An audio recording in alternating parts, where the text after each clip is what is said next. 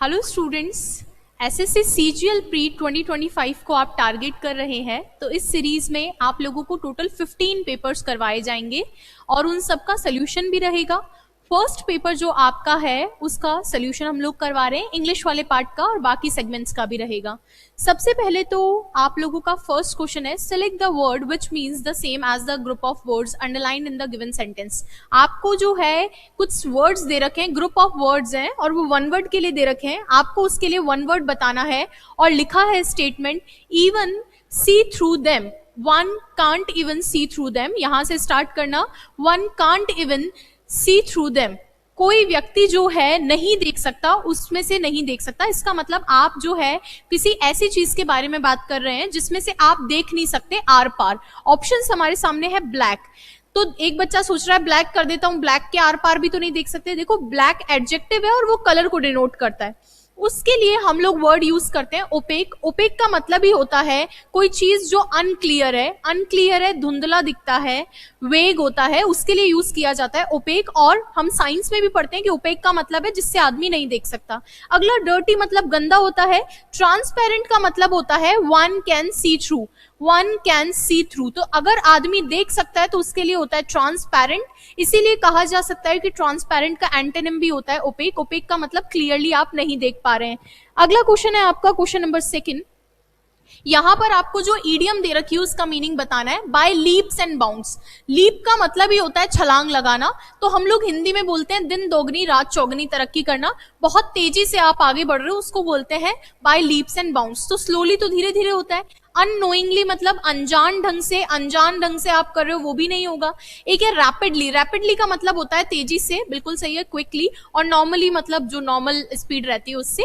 यहाँ है leaps and bounds, छलांग लगा के, यानी दिन दोगुनी रात चौगुनी। आंसर हो जाएगा आप लोगों का बी ऑप्शन। नेक्स्ट क्वेश्चन है, select the most appropriate antonym आपको बताना है। सिनो पूछ रहा है, एंटो पूछ रहा है, जरूर कंफर्म करके अंडरलाइन करना। The worker is known to exert himself a lot. Exert का मतलब होता है बहुत ज्यादा आपने अपने आपको प्रयास डाल दिए हैं, एफर्ट्स झोंक दिए हैं, उसके लिए वर्ड यूज किया जाता है एक्सर्ट। तो वर्कर जो है वो जाना जाता है, वर्कर इज नोन, वो जाना जाता है टू एक्सर्ट हिमसेल्फ, कि खुद को वो झोंक देता है, किसमें, बहुत ज्यादा काम में खुद को झोंक देता है। इस तरीके का उसका नेचर है, मतलब बहुत ज्यादा जो है काम करता है, मेहनती है। यहाँ पे एंटोनिम बताना है, तो वो बेचारा तो स्ट्रेस ले रहा है अपने काम के लिए, हमें तो ऑपोजिट चाहिए, तो स्ट्रेस तो होगा नहीं। यहाँ पर एक क्राउच। सर क्राउच तो एक पोजीशन होती है जिसमें आदमी जो है अपने पैरों के बल पे नीचे बैठ जाता है। हम लोग नहीं बोलते उकड़ू बैठना। उकड़ू बैठने का मतलब क्या होता है कि हम लोग अपने पैरों के सहारे पे उकड़ के जो है नीचे बैठ गए। जैसे कई बार क्रंचेस वगैरह करते हैं तो एकदम नीचे जाके बैठ गए हो, जमीन पे भी नहीं बैठे हो, बस पैरों के सहारे पे आप जो है नीचे बैठ गए हो, वो क्राउच पोजीशन होती है। अगला है इमर्ज का मतलब तो बाहर निकलना, क्योंकि ई का मतलब आउट होता है, बाहर की तरफ आना, ये भी नहीं होगा। सर रिलैक्स एकदम सही है। यहाँ पर वो बहुत ज्यादा एक्सर्शन डाल रहा था, बहुत ज्यादा एफर्ट्स प्रयास डाल रहा था, अभी इसका ऑपोजिट चाहिए, वो रिलैक्स कर रहा है। नेक्स्ट देखिए, अगला वर्ड है जिसके अंदर आपको वन वर्ड बताना है, और किसके लिए, a professional rider in horse races. एक प्रोफेशनल राइडर जो कि हॉर्स रेसेस में पार्टिसिपेट करता है, उसके लिए वन वर्ड क्या होना चाहिए। Sir batsman. बैट्समैन तो वो होता है, एक तो जो क्रिकेट के अंदर बैट बॉल वाला बैट्समैन होता है, जैसे विराट कोहली एक बैट्समैन है, और एक आप अगर देखते हो तो बैटमैन वगैरह उनको भी बोला जाता है, जो कुछ एनिमेटेड कैरेक्टर्स होते हैं उनके लिए भी यूज किया जाता है, ये नहीं होगा।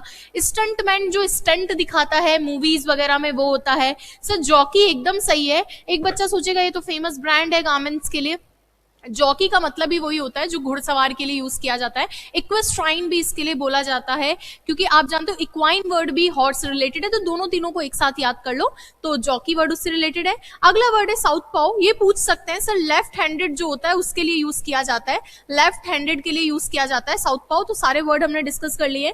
नेक्स्ट है आपका, इसमें आपको बताना है कि that can substitute the underline part। यहाँ पे लिख रखा है skating on thin ice, एक idiom होती है ये।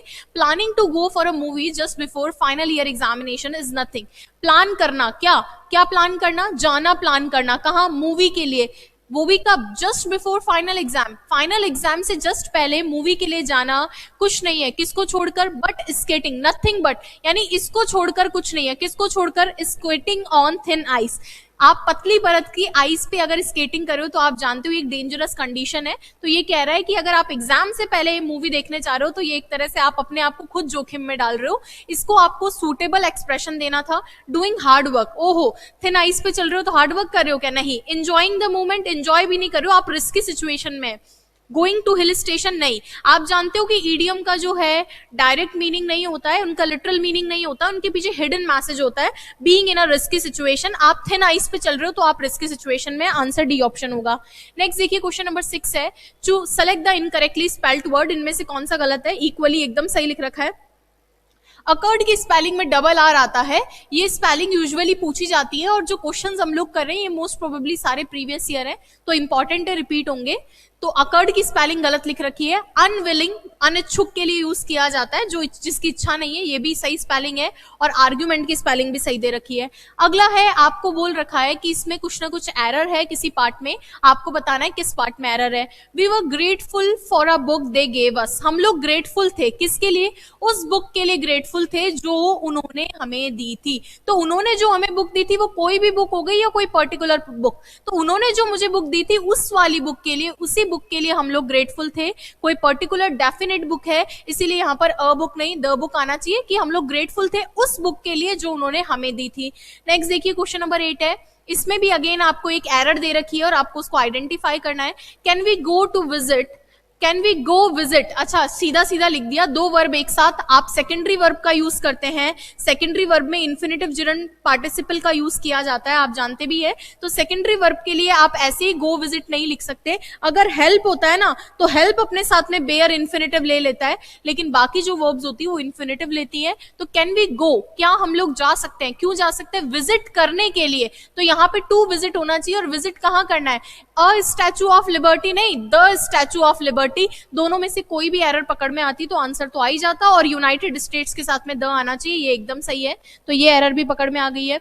नेक्स्ट क्वेश्चन है question number 9, select the incorrectly spelled word, इनमें से किसकी स्पेलिंग गलत है? डेजर्ट सही है, ये डेजर्ट मिठाई वाला है। एक डेजर्ट आप जानते हैं रेगिस्तान वाला डेजर्ट भी होता है जो नाउन होता है, और एक आप डेजर्ट वर्ब जानते हैं अबेंडन का सिनोनिम भी होता है, किसी को छोड़ देना। अगला है जर्नी, जर्नी की स्पेलिंग सही है, यात्रा। वीकेंड की स्पेलिंग भी सही दे रखी है। माउंटेन की स्पेलिंग देखो गलत दे रखी है, माउंटेन की स्पेलिंग में आई भी आना चाहिए, ये स्पेलिंग होती है। तो आंसर कौन सा होगा? डी ऑप्शन होगा। नेक्स्ट देखिए अगला क्वेश्चन है, आपको जो है अंडरलाइन वर्ड है उसका क्या बताना है? एंटोनिम यानी ऑपोजिट। तो जो स्पीकर थे उन्होंने प्रोफाउंड स्पीच दी थी। प्रोफाउंड का मतलब होता है इंटेंस, गहरा, गहरा के लिए, इंटेंस के लिए यूज किया जाता है प्रोफाउंड, ठीक है क्या? आपको बताना है इसका एंटोनिम। डीप तो सिनोनिम हो जाएगा, ये नहीं होगा। शैलो एकदम सही है, शैलो का मतलब होता है छिछला, यानी ज्यादा डीप नहीं है, गहरा नहीं है। नॉट डीप, नॉट डीप होता है, तो बिल्कुल सही है, एंटोनिम बन जाएगा। इन्वेंटिव तो इन्वेंशन से बना हुआ है। और अकल्ट, अकल्ट वर्ड ध्यान में रख सकते हो, देखो जो जादू टोने से संबंधित होता है उसके लिए ये वर्ड यूज किया जाता है। जादुई, जादू टोना, ब्लैक मैजिक वगैरह जो होता है उससे रिलेटेड ये वर्ड होता है, ये ध्यान रखना। वैसे पूछा नहीं जाएगा डायरेक्ट, लेकिन फिर भी मान लो ऑप्शन में आ जाए तो।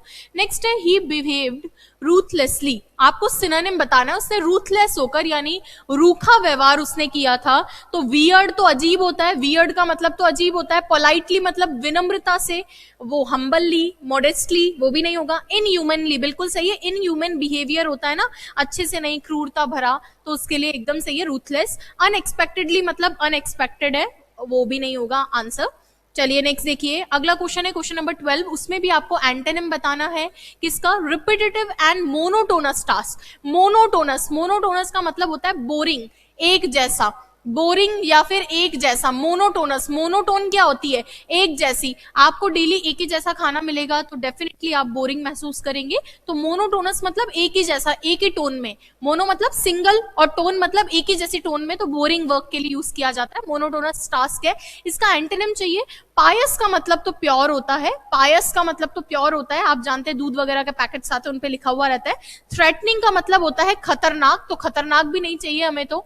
और प्रीक्यूरियस का मतलब भी खतरनाक, डेंजरस ही होता है। ये दोनों आपस में सिनोनिम है, ये याद रख लेना, ये दोनों आपस में डेंजरस, ये सिनोनिम है। इंटरेस्टिंग बिल्कुल सही है, मोनोटोनस जॉब होती है जिसमें मजा नहीं आता, और इंटरेस्टिंग जिसमें मजा आता है। नेक्स्ट क्वेश्चन है आप लोगों के एक क्या बोलते हैं क्लोज टेस्ट दे रखा है, पूरा क्लोज टेस्ट आपको पढ़ा के सॉल्व करवा रहा है। चलिए ध्यान दीजिए क्या लिख रखा है। लिख रखा है super heroes are fictional characters. Super heroes क्या है? फिक्शनल कैरेक्टर्स हैं। फिक्शनल मतलब काल्पनिक कैरेक्टर्स हैं। किसके साथ में? With powers who use their powers to fight crime and protect the public.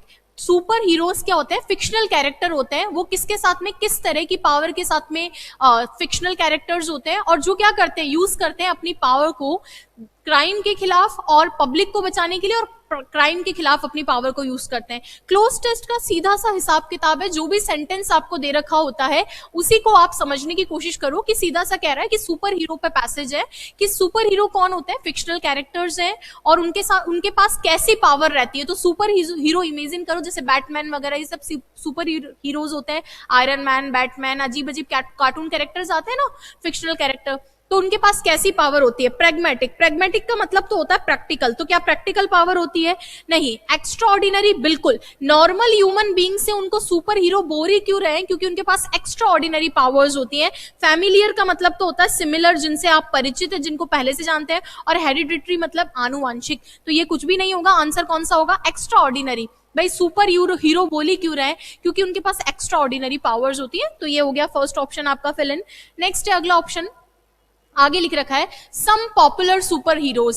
उनमें से कुछ पॉपुलर सुपर हीरो के नाम लिए, जिनमें सुपरमैन है, बैटमैन है, स्पाइडरमैन है, वंडर वुमेन है। तो ये कार्टून कैरेक्टर्स और मूवीज में भी आपने देखा होगा। उनको नेमिंग बताइए कि ये सुपर हीरोज हैं। Super heroes often have back stories that fill in the blank how they have gained their powers. ये क्या कह रहा है कि सुपर हीरोज के पास में क्या होती है? उनकी बैक स्टोरी होती है। यानी कोई भी आदमी ऐसे ही सुपर हीरो नहीं बनता, उसके पीछे की कुछ स्टोरी रहती है। और वो क्या, वो जो स्टोरीज जो कि how they have gained their powers, और वो स्टोरी हमको बताती है कि उनको पावर्स कैसे मिली है। हैड एक्सप्लेन, आप जानते हैं हैड के बाद वर्ब की थर्ड फॉर्म आती है, ये ऑप्शन ही गलत हो गया। और दैट के बाद में हमें उनके बारे में बताना है, तो वी नीड अ वर्ब, तो आईएनजी फॉर्म में तो एग्जिस्ट करेगी नहीं।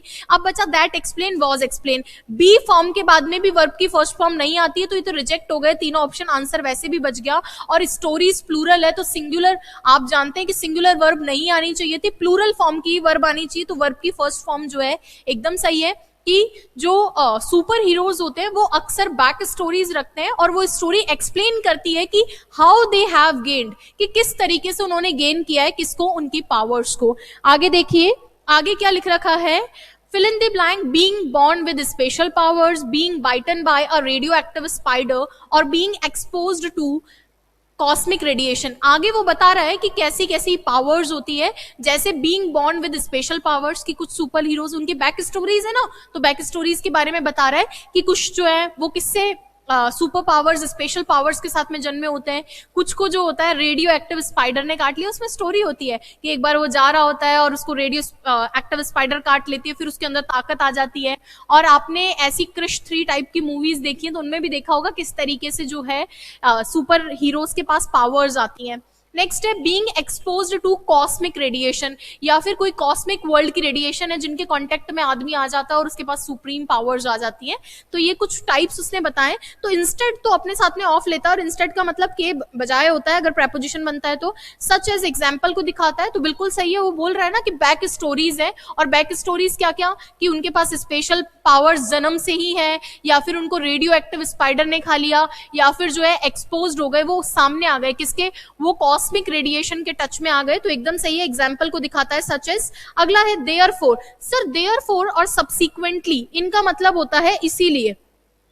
इसीलिए वाला इन दोनों का मतलब ही एक ही जैसा है, तो दोनों में से दोनों ही सही होते हैं। अगर आने भी होते तो वैसे भी रिजेक्ट हो गए, लेकिन फिर भी आप देख सकते हो वो तो कह रहा है कि इनके बैक स्टोरीज है, और बैक स्टोरीज के एग्जाम्पल दे रहा है, जो सच से पता चल जाएगा।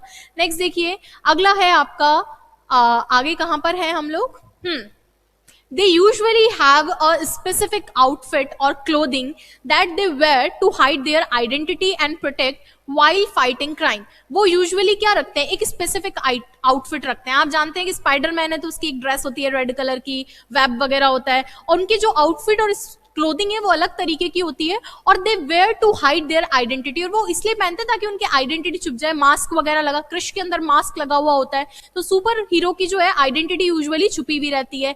नेक्स्ट है एंड प्रोटेक्ट, और प्रोटेक्ट करते हैं किसको, खुद की आइडेंटिटी को प्रोटेक्ट करते हैं फाइट करते हुए, कब? क्राइम को फाइट करते हुए। कौन करते हैं ऐसा? ये लोग करते हैं। तो इसके लिए दे के साथ में आप जानते हैं प्रोनाउन हिमसेल्फ नहीं आएगा, आवरसेल्व्स नहीं आएगा, हरसेल्फ नहीं, देमसेल्व्स आएगा, क्योंकि दे का रिफ्लेक्सिव प्रोनाउन देमसेल्व्स ही होता है, वो खुद ही को प्रोटेक्ट करते हैं। नेक्स्ट देखिए, अगला है आपका super heroes have been a staple of popular culture. Staple of मतलब, स्टेपल का मतलब होता है कोई चीज जो मेन है, प्रधान, यानी कोई मेन फीचर होता है ना, जैसे स्टेपल फूड होता है, प्रमुख या फेमस। नेक्स्ट है सुपर हीरो रखते हैं, क्या है?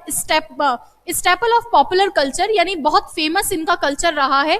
कब से? डिकेड्स से ही, दशकों से ही। Appearing in comics, movies, television shows and video games, अलग अलग तरीके की जगहों पे जो है सुपर हीरोज आपको देखने को मिलते हैं। तो ये बहुत स्टेपल कल्चर रहा है कि बहुत चीजों में, जैसे मूवीज में भी सुपर हीरोज दिखते हैं, कॉमिक्स में भी दिखते हैं, टेलीविजन पे भी।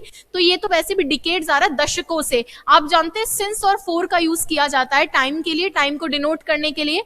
टेंस अगर आप लोगों के पास परफेक्ट कंटिन्यूअस हो तो सिंस 4 प्लस टाइम आता है, डिकेड्स क्योंकि लेंथ ऑफ टाइम है इसलिए 4 का यूज किया जाएगा।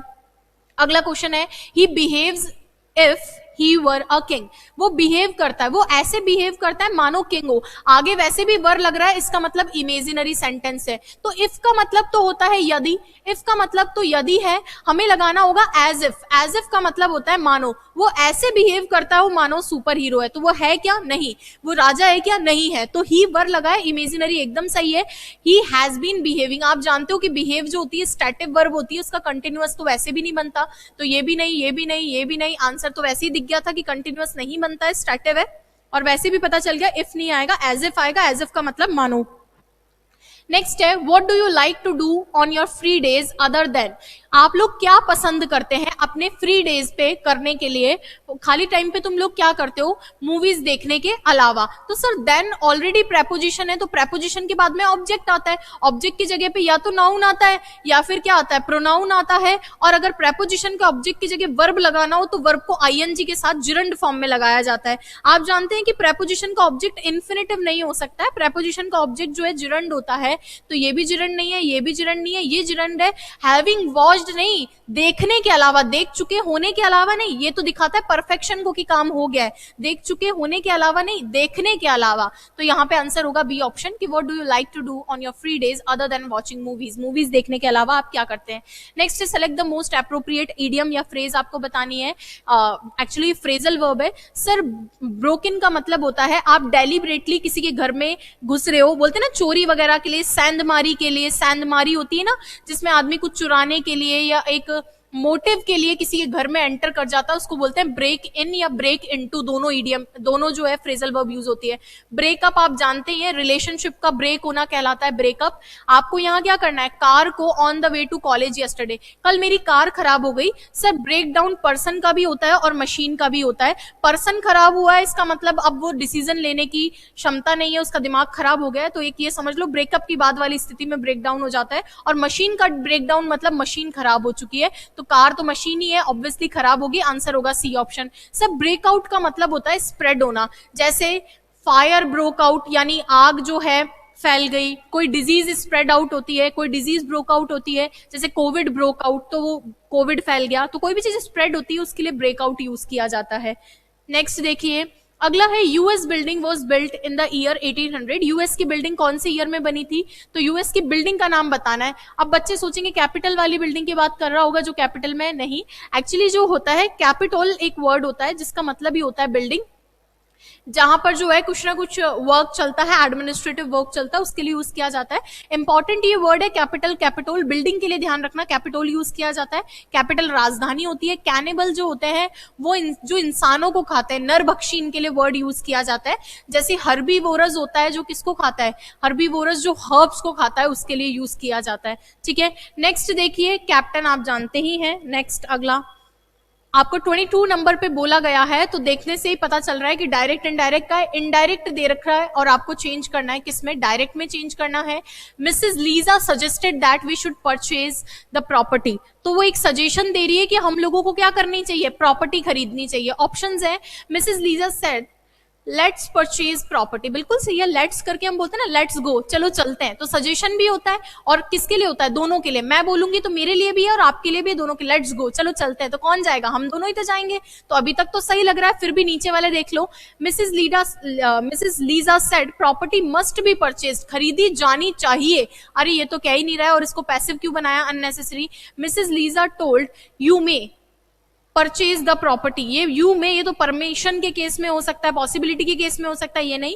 Mrs Lisa said please purchase, please यहां पर सजेशन है, कोई रिक्वेस्ट की बात नहीं कर रहा है। अगला क्वेश्चन है आपका, trigonometry has been taught by him for donkey's years. Has been taught है यानी परफेक्ट से रिलेटेड आना चाहिए, क्योंकि एक्टिव पैसिव यानी वॉइस का सीधा सा नियम है कि आप लोगों को टेंस में और मॉडल में कोई भी चेंज नहीं करना है, नो चेंज। इनमें टेंस मॉडल में कोई भी चेंज नहीं होना चाहिए। इसका मतलब ये तो नहीं होगा, ये भी नहीं होगा, ये देख लो, ये देख लो, दोनों में डिफरेंस देखो।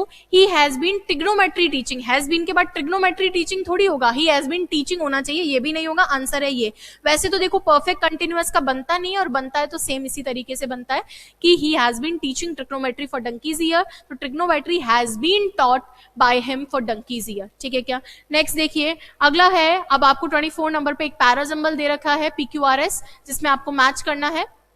शफल करके दिए हैं कुछ सेंटेंसेस। इनको करने का तरीका क्या होता है? लास्ट में फोकस करो, लास्ट वाला वर्ड बताएगा। ठीक है क्या? To become severely sea sick, a world tour, but he was a nervous flyer and tended. इसके बाद ये तो सही लग रहा है कि वो था, वो था, वो था, वो कैसा था? ही वॉन्टेड, वो था, वो था, वो कैसा था? टू बिकम, कि वो था, वो था, वो था, कैसा था? Nervous flyer. यानी बी के बाद में तो सी आना चाहिए, बी के बाद में सी आना चाहिए, बी के बाद में सी एक ही ऑप्शन में दिख रहा है, तो आंसर तो मुझे मिल गया। फिर भी चेक कर लेती हूँ। ही wanted to go on a world tour, वो चाहता था, जाना चाहता था, जाना चाहता था, जाना चाहता था। कहां पे? एक वर्ल्ड टूर पे। But he was a nervous flyer, लेकिन वो नर्वस रहता था। और टेंडेड टू बिकम सेवरली सी सिक, और वो जल्दी से जो है बहुत सी सिक हो जाते हैं ना, कुछ लोग हो जाते हैं गाड़ी वगैरह में बैठते ही बीमार महसूस करते हैं, तो वैसा कुछ महसूस कर रहा था। तो वो जाना तो चाहता था बेचारा, लेकिन उसको ऐसी बीमारी थी, उसको फील होता था सी सिक टाइप का, तो इसीलिए वो ऐसी उसकी टेंडेंसी थी, नर्वस फील करता था। आंसर डी ऑप्शन होगा। हमेशा लास्ट में फोकस करो पैराजम्बल्स के अंदर, वैसे भी प्री में पैराजम्बल्स इजी आते हैं। नेक्स्ट है, lying in bed waiting for the postman to bring him news of a legacy, Lucky keeps on. Lucky ने जारी रखा।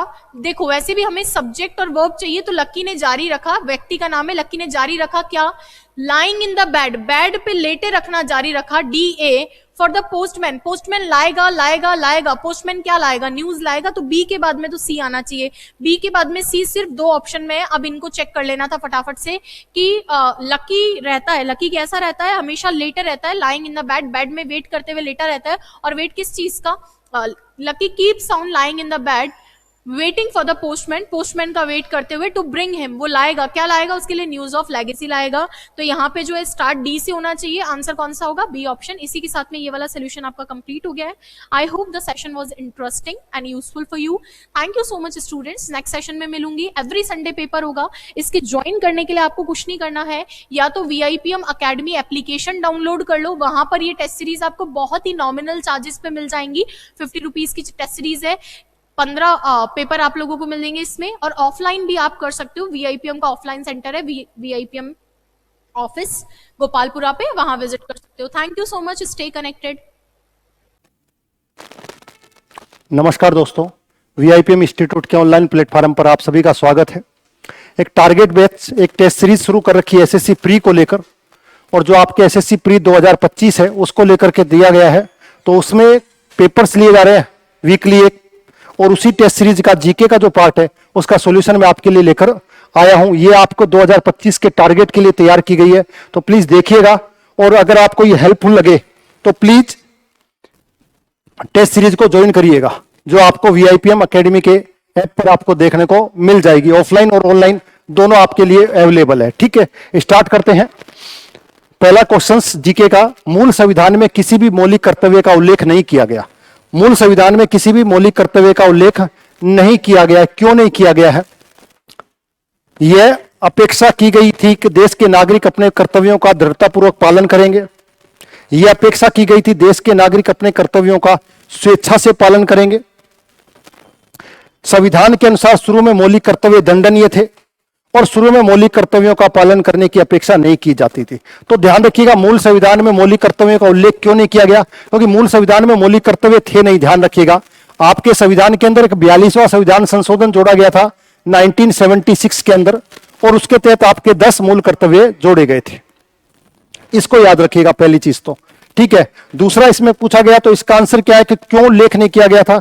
यह माना जा रहा था कि यह अपेक्षा की गई थी देश के नागरिक अपने कर्तव्यों का स्वेच्छा से, अपनी इच्छा से क्या करेंगे? पालन करेंगे, इसलिए इसको शामिल नहीं किया गया था। ध्यान रखिएगा, पहला क्वेश्चन। सेकंड, माइक्रोसॉफ्ट वर्ड के अंदर सहायता विंडो खोलने के लिए सबसे तेज तरीका कौन सा होता है? कंप्यूटर का क्वेश्चन है, माइक्रोसॉफ्ट वर्ड के अंदर सहायता विंडो। तो एक चीज ध्यान रखिएगा, कोई भी कंप्यूटर के अंदर कोई भी सॉफ्टवेयर हो, अगर हमको उसके लिए कोई हेल्प चाहिए तो हेल्प की के रूप में आपकी फंक्शन की आती है। और आपको अगर आपका कीबोर्ड देखा हो तो उसके अंदर ऊपर के अंदर 12 नंबर से 1 से लेकर 12 तक आपकी हेल्प, कहीं ना कहीं हेल्प करने के लिए वो की दबाई गई है। तो वही पूछा गया है कि हेल्प किसके द्वारा की जाएगी? तो सिंपल सी बात है, आपकी फंक्शन की, जिसे प्रेस 1 के नाम से भी यहां दर्शाया गया है, उस की के माध्यम से आपकी हेल्प की जा सकती है। इसको ध्यान रखिएगा। तो इसका आंसर क्या होगा? बी इसका आंसर होगा। नेक्स्ट क्वेश्चन, विभाजन के दौरान गुणसूत्रों की व्यवस्थित अध्ययन करने वाला, गुणसूत्र क्रोमोसोम के अध्ययन करने के लिए पहले व्यक्ति कौन थे? इस प्रक्रिया को माइटोसिस के नाम से भी जाना जाता है। तो गुणसूत्रों की खोज किसने करी थी? यह आपको पूछा गया है, इसको ध्यान रखिएगा। तो गुणसूत्रों की खोज किसने की गई थी? तो गुणसूत्रों की खोज वाल्थर फ्लेमिंग के द्वारा की गई थी। पहली चीज तो ध्यान रखिएगा, कब की गई थी? 1882 में की गई थी।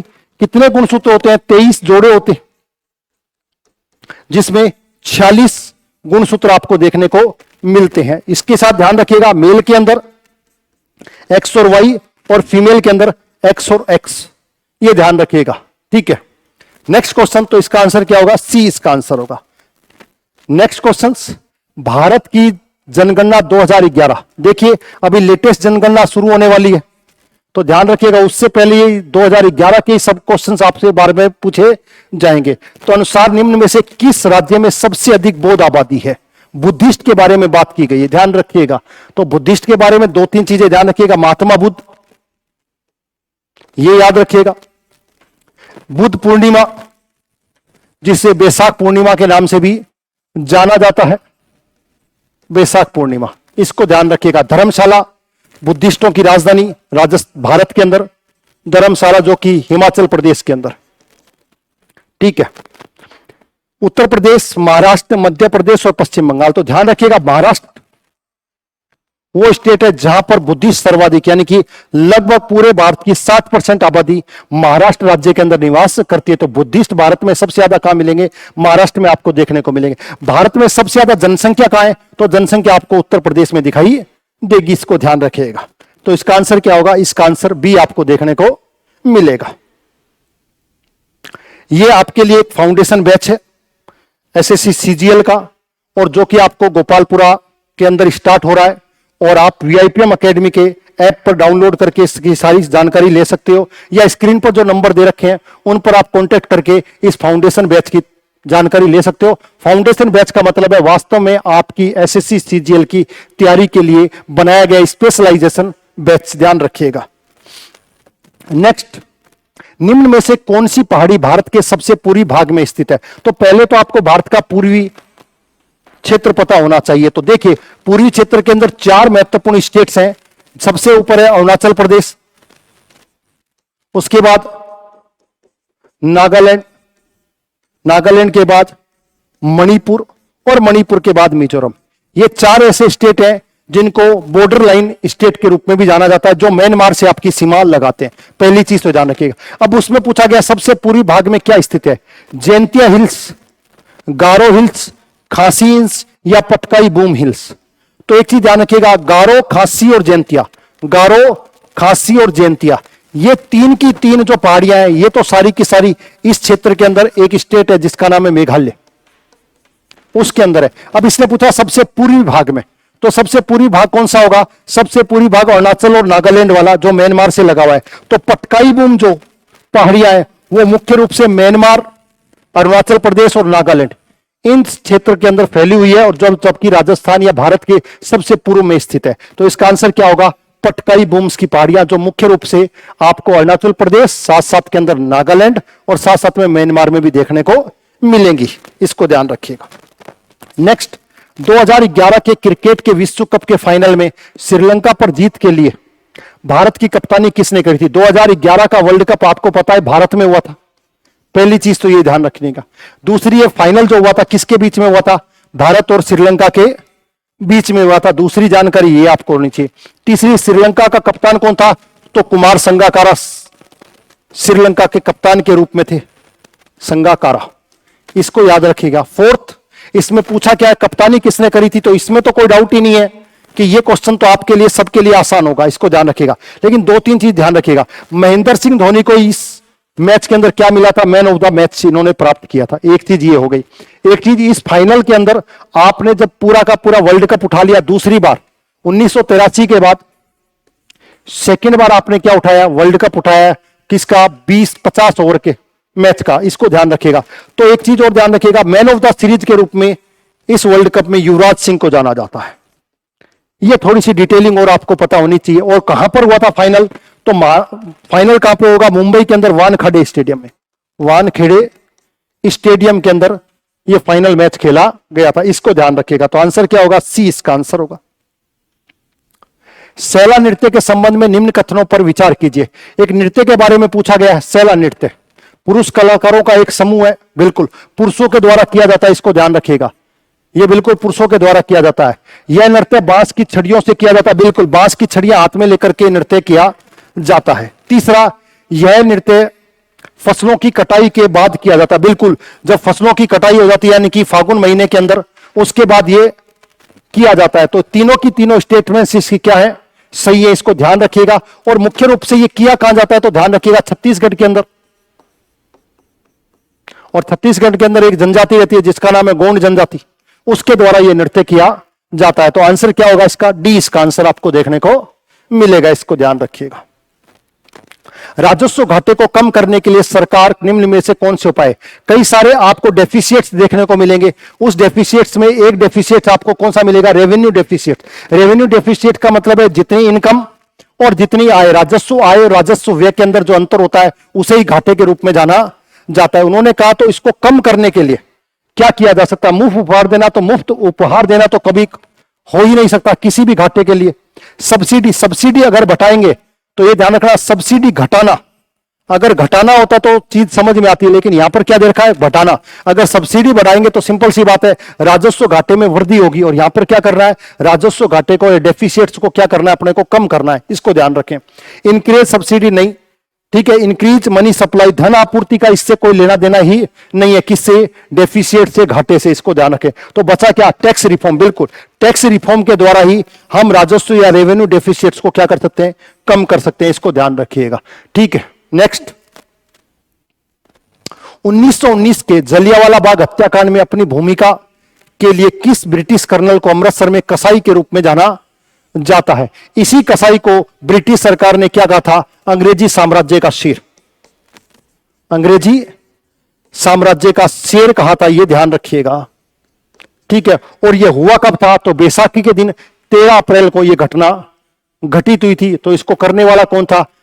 आपको सभी को पता है, डायर, रोनाल्ड डायर, इसको ध्यान रखिएगा। यह आपके एग्जाम्स में बार बार पूछा भी जाता है, इसको देखिएगा। इसी को लेकर के एक कमेटी का गठन भी किया गया था।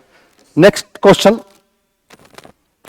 एमएस एक्सेल में चयनित कॉलम में अधिकतम मान की गणना करने के लिए किस फंक्शन का प्रयोग किया जाता है? एमएस एक्सेल की बात की जा रही है, जहां पर आपको क्या मिलेगी? फॉर्मूला शीट्स देखने को मिलेगी, कैलकुलेशंस आपको देखने को मिलेगी, जोड़ और इस तरह की कैलकुलेशन वो किसमें देखने को मिलती है? एमएस एक्सेल में ही आपको देखने को मिलती है। तो मान की गणना क्यों? क्योंकि गणना जैसी कैलकुलेशन चीजें आपको किसमें मिलेगी? एक्सेल में। तो करने के लिए किस फंक्शन का प्रयोग किया जाता है? तो मैक्स का प्रयोग किया जाता है। मैक्स का मतलब मैक्सिमम, इसको ध्यान रखिएगा, ठीक है। तो इसका आंसर क्या होगा? ए इसका आंसर होगा।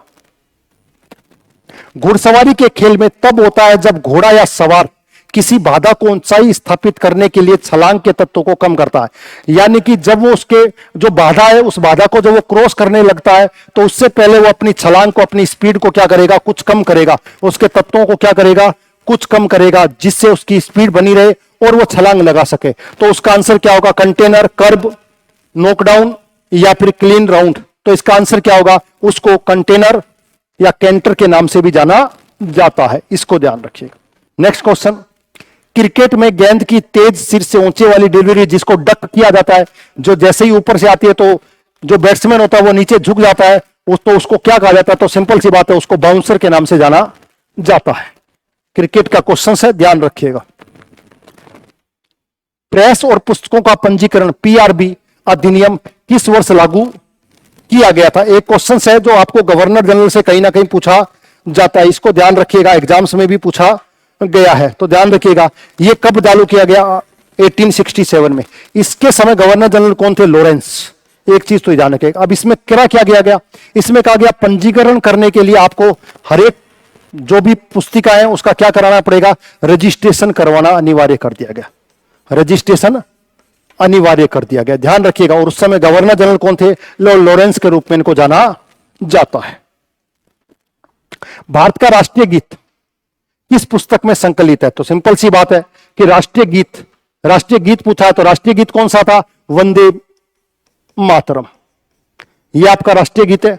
1896 कलकत्ता अधिवेशन में इसको पहली बार गाया गया था, इसको याद रखिएगा, यह पूछा जा सकता है। दूसरा, किस में है? तो आनंद मठ में इसकी जानकारी आपको देखने को मिलती है। और आनंद मठ किसने लिखा था?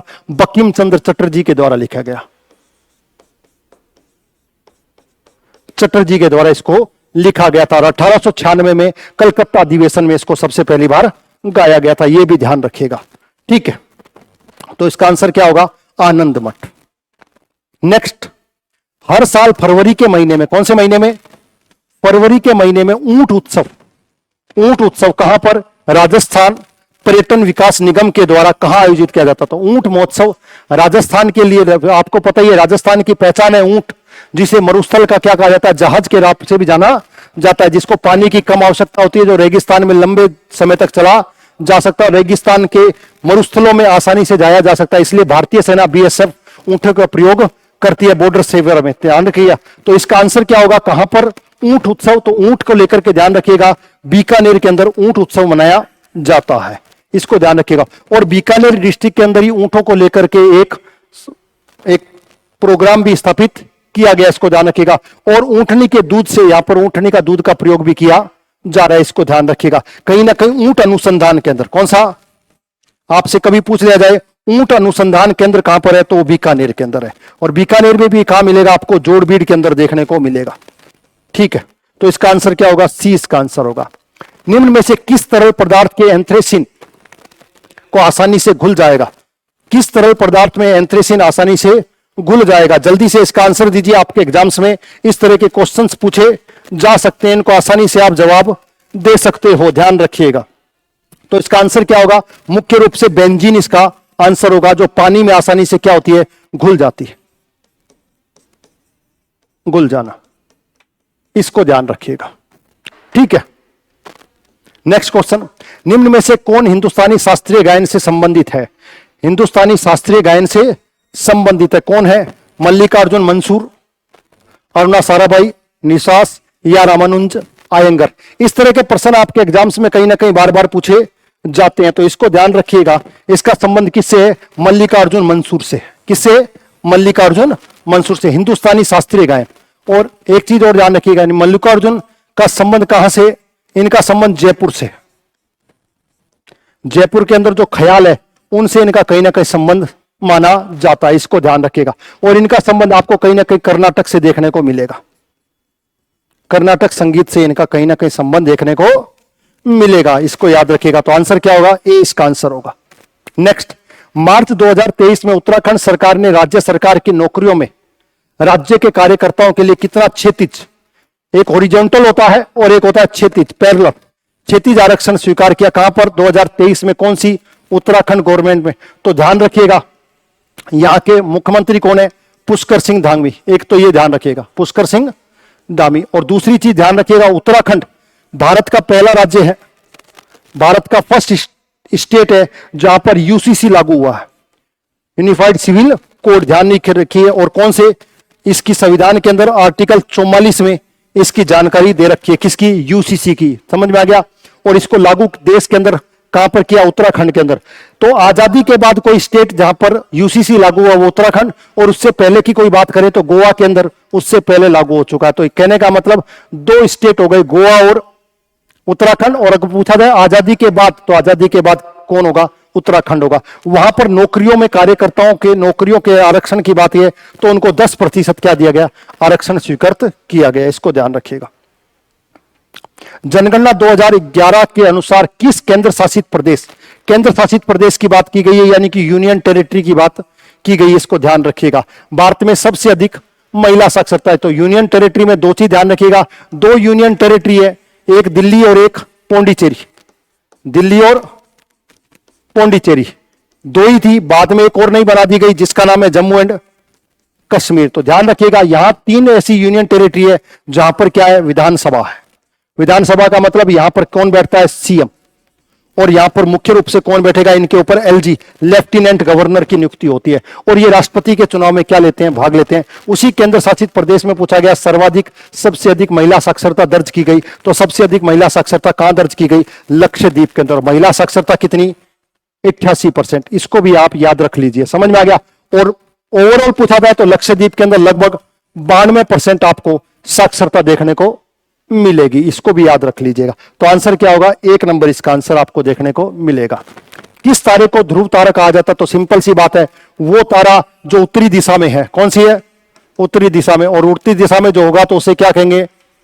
नॉर्थ स्टार कहा जाएगा, या नॉर्थ स्टार के नाम से जिसको जाना जाता है। तो सिंपल सी बात है, नॉर्थ स्टार या उत्तरी तारे को ध्रुव तारे के रूप में दिखाया जाता है या माना जाता है। नेक्स्ट क्वेश्चन, निम्न में से किस दिल्ली सल्तनत के शासन ने दक्षिण भारत के विजय प्राप्त करने के लिए मलिक काफूर की कमान अपनी समय? तो मलिक काफूर की बात की गई है। तो ध्यान रखिएगा, मलिक काफूर के समय दिल्ली का शासक कौन था? तो दिल्ली का शासक था अलाउद्दीन खिलजी। अलाउद्दीन खिलजी, आपको पता होगा ये अलाउद्दीन खिलजी, जिसे खिलजी क्रांति के नाम से भी जाना जाता है। एक चीज तो ये ध्यान रखिए, खिलजी क्रांति। दूसरा, अलाउद्दीन खिलजी वो शासक था जिसने पहली बार दिल्ली में क्या रखी थी? सेना रखी थी। तीसरी, अलाउद्दीन खिलजी ने एक उपाधि धारण करी थी सिकंदर सानी की। क्यों? क्योंकि वो सिकंदर की तरह बनना चाहता था, विश्व विजेता। ये सिकंदर, और इस अलाउद्दीन खिलजी ने एक गुलाम को खरीदा था जिसका नाम था मलिक काफूर। कहां से? गुजरात से। और इस मलिक काफूर ने अलाउद्दीन खिलजी को साउथ इंडिया के अंदर सबसे ज्यादा विजय प्राप्त कर दी थी। तो ध्यान रखिएगा, अलाउद्दीन खिलजी के समय। किसके समय? मलिक काफूर किसके सेनापति के रूप में काम कर रहा है? अलाउद्दीन खिलजी के समय। अलाउद्दीन खिलजी ने इसको कहां से खरीदा था? गुजरात से खरीदा था। इसको ध्यान रखिएगा। तो आंसर क्या होगा? 1 नंबर इसका आंसर होगा। निम्न में से कौन हरित क्रांति से जुड़ा हुआ है? हरित क्रांति आपको ग्रीन रेवोल्यूशन समझ में आया, 1966 के आसपास। ध्यान रखिएगा। अब 2-3 चीज देखिएगा, कौन इसके अंदर जुड़ा हुआ नहीं है। तो Chidambaram Subramaniam, MS Swaminathan, P Chidambaram, Norman Borlaug. तो इसमें से पूछा गया कौन नहीं है। तो ध्यान रखिएगा, P चिदम्बरम का संबंध इनसे नहीं है। क्यों? क्योंकि P चिदम्बरम तो हमारे क्या रह चुके हैं? वित्त मंत्री रह चुके हैं, फाइनेंस मिनिस्टर। MS स्वामीनाथन का संबंध भारत की हरित क्रांति से, भारत की हरित क्रांति से। एक चीज ध्यान रखिएगा। और दूसरा, इन्हीं की अध्यक्षता में भारत में क्या बनाया गया था? किसान आयोग का गठन किया गया था। किसका? किसान आयोग का गठन। यह भी याद रखिएगा। दूसरा, नॉर्मन बोरलॉग। नॉर्मन बोरलॉग को विश्व के अंदर क्रांति, किसमें? विश्व के अंदर कृषि के अंदर हरित क्रांति का जनक माना जाता है। तो भारत में जो रोल किसका है? MS स्वामीनाथन का। वही विश्व में किसका? नॉर्मन बोरलॉग का। और एक चीज और ध्यान रखिएगा, नॉर्मन बोरलॉग के नाम से ही विश्व में सबसे बड़ा कृषि का पुरस्कार भी दिया जाता है।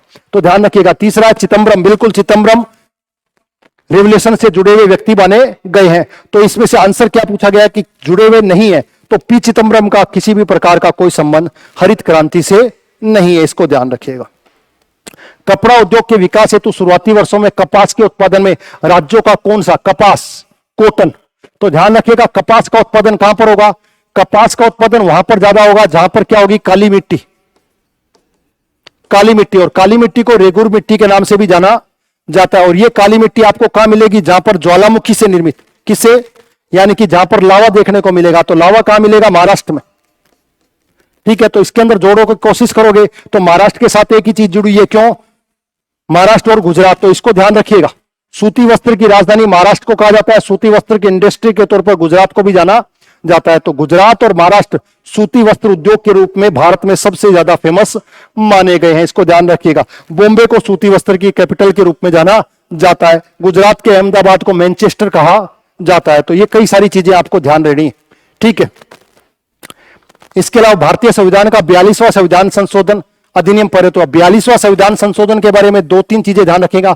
सबसे बड़ा संविधान संशोधन था ये, सबसे बड़ा संशोधन, अब तक के इतिहास में इससे बड़ा कोई संशोधन नहीं हुआ, इसलिए इसको मिनी कॉन्स्टिट्यूशन भी कहा जाता है। कॉन्स्टिट्यूशन के नाम से भी इसको जाना जाता है। तो 42वें संविधान संशोधन से एक चीज ध्यान रखिएगा, आपने अभी पढ़ा था, अपने ने पहला क्वेश्चन देखा था मूल कर्तव्य, कौन से? तो मूल कर्तव्य भारतीय संविधान के अंदर 42वें संविधान संशोधन के द्वारा ही जोड़े गए थे। तो ये कब पारित हुआ? तो सिंपल सी बात है, 1976 के अंदर, जब देश के अंदर क्या लगी थी? इमरजेंसी लगी थी, आपातकाल लगा हुआ था। इसको याद रखिएगा। तो आंसर क्या होगा? डी इसका आंसर होगा। निम्न में से किस राज्य में केंद्र शासित प्रदेशों में विधायकों का, यानी कि एमएलए की बात कर रहा है, किस में बात कर रहा है? यूनियन टेरिटरी में भी।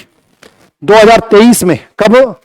14 फरवरी 2023। 14 फरवरी आपको ही पता है वैलेंटाइन डे के रूप में मनाया जाता है। 14 फरवरी 2023 को ही वेतन और भत्ते के रूप में लगभग 66%, कितनी?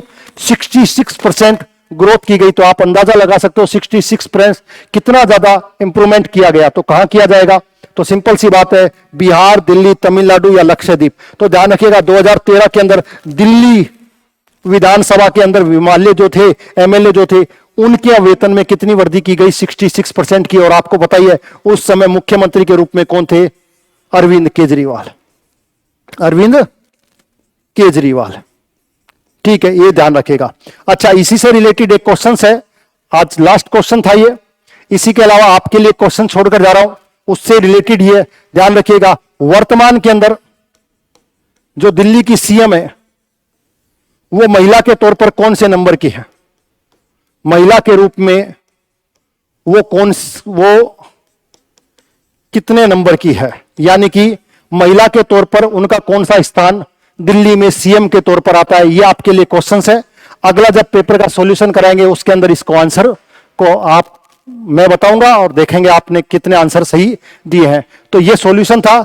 आप टेस्ट सीरीज को ज्वाइन करें, इसी तरह के सॉल्यूशन और इसी तरह के पेपर्स आपको देखने को मिलेंगे जो 2025 के अंदर आपकी एसएससी सीरीज के अंदर जो एसएससी प्री का पेपर है उसके लिए बहुत ही लाभदायक या फायदेमंद रहने वाले हैं। आपकी तैयारी बहुत शानदार होने वाली है। तो नेक्स्ट पेपर के सॉल्यूशन में मिलते हैं। आज के लिए सभी को थैंक यू। हेलो दोस्तों, अब रीजनिंग के सेक्शन के बारे में बात करेंगे। रीजनिंग के अंदर कैसे क्वेश्चन आए उनके बारे में डिस्कस करेंगे। आपका मेन जो पर्पज होगा वो स्पीड को बढ़ाना होगा कि अपनी स्पीड कैसे सुधारी जा सकती है। कैसा पैटर्न आया, वो एग्जाम का पैटर्न बिल्कुल ये जो आपका पेपर है उसी पैटर्न पे बना है जैसे एग्जाम का पैटर्न बनता है, ठीक है। सबसे पहले ओड वन आउट वन का क्वेश्चन है, देखिएगा, समझने की कोशिश कीजिएगा। 4 में से 3 में लॉजिक सेम बनेगा, 1 में अलग लॉजिक होगा, उसको पहचानना है, ठीक है। तो देखो 9 का 121 के साथ रिलेशन क्या है कि अगर 9 में अगर आप 2 जोड़ोगे तो क्या बनेगा? 11, और 11 की स्क्वायर कितनी होती है? 121 होती है, ठीक है। उसके बाद में 6 में अगर 2 जोड़ोगे तो 8, और 8 का स्क्वायर कितना होता है? 64 होता है, डन है।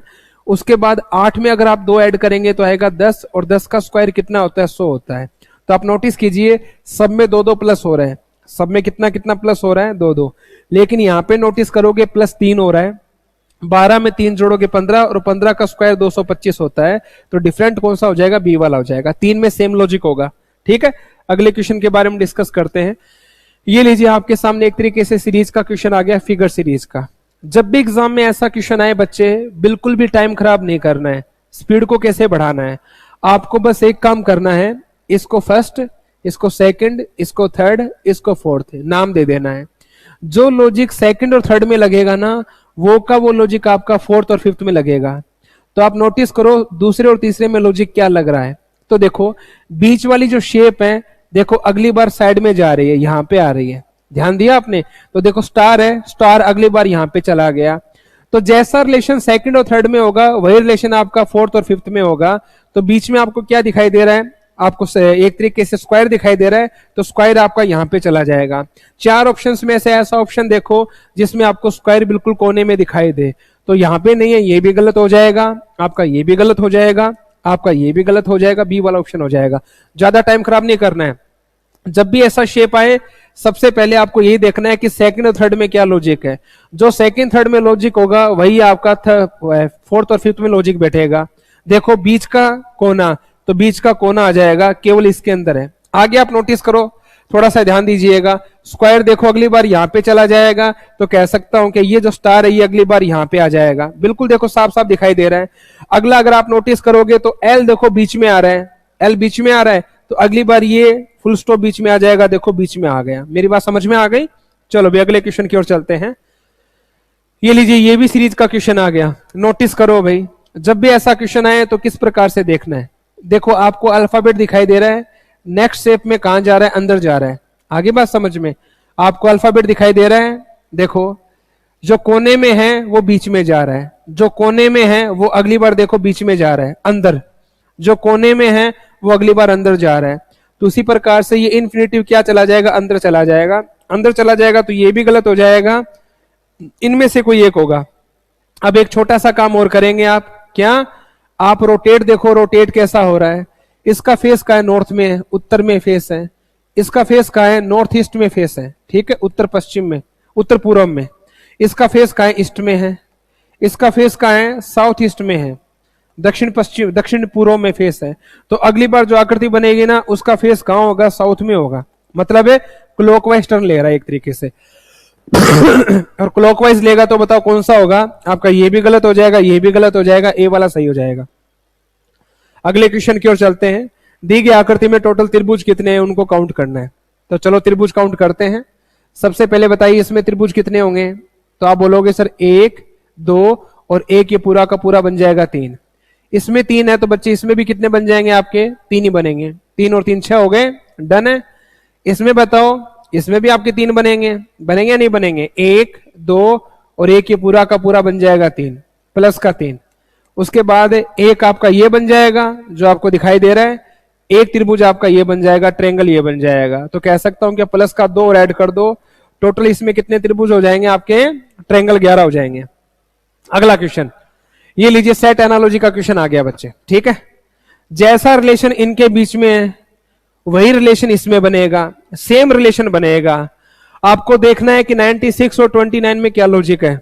आपको देखना है 112 और 33 में क्या लॉजिक है। वो का वो लॉजिक कौन से ऑप्शन में होगा।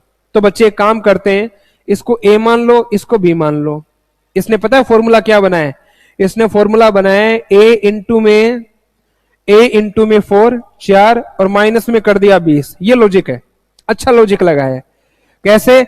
ए कितना है? 29, 29 इंटू में 4 कीजिए, तो 29 इंटू में 4 माइनस में 20 करना है।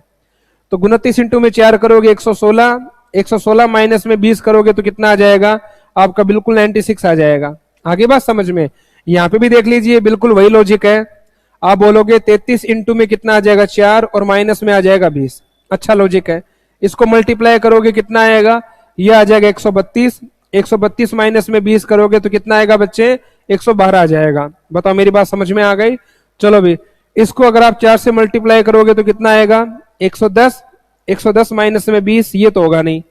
इसमें बात करें तो इसको मल्टीप्लाई करो तो 52 इंटू में करेंगे 4 और माइनस में 20 करके देखते हैं। तो मल्टीप्लाई करोगे तो कितना आ जाएगा बच्चे?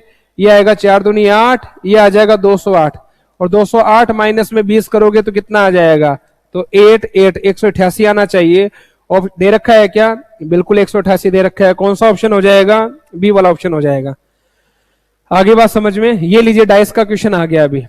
और डाइस के अंदर बच्चे आपके सामने देखो 6 अल्फाबेट है और 6 अल्फाबेट को सेट किया गया है। जब भी एग्जाम में ऐसा क्वेश्चन आए आपको ध्यान क्या रखना है? जो भी कॉमन अल्फाबेट है उसको आप बेस मान के चलोगे। बताओ, इसको 1 मान लो, इसको 2 मान लो। जो कॉमन है ना उसको क्लॉकवाइज और एंटी क्लॉकवाइज में लेके जाना है।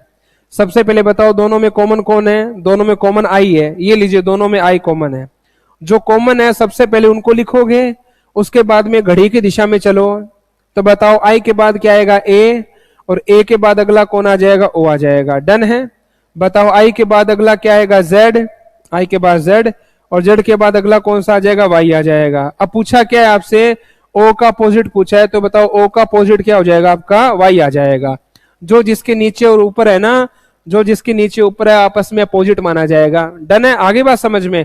आप ऐसे भी कर सकते थे, सर कॉमन कौन है, कॉमन आई है, तो कह सकता हूं क्या एक स्टेप पीछे ले लो, एक स्टेप पीछे ले लो, ओ का क्या हो जाएगा, वाई हो जाएगा। इस प्रकार से भी किया जा सकता है।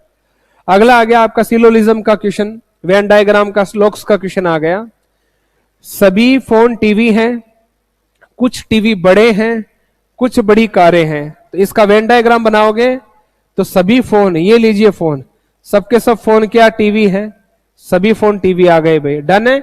आगे बोला कुछ टीवी बड़े हैं, कुछ टीवी बड़े हैं, ये लीजिए, कुछ टीवी क्या है, बड़े हैं, ये लीजिए, कुछ टीवी बड़े हैं। आगे बोला कुछ बड़ी कारें हैं, कुछ बड़ी कारें हैं, ये लीजिए कार। आगे बात समझ में। तो बताओ सारे के सारे फोन टीवी हैं, कुछ टीवी बड़े हैं, कुछ बड़े कार हैं। सबसे पहले बोला कुछ टीवी फोन है क्या, कुछ टीवी फोन है क्या, तो बिल्कुल सही बात है।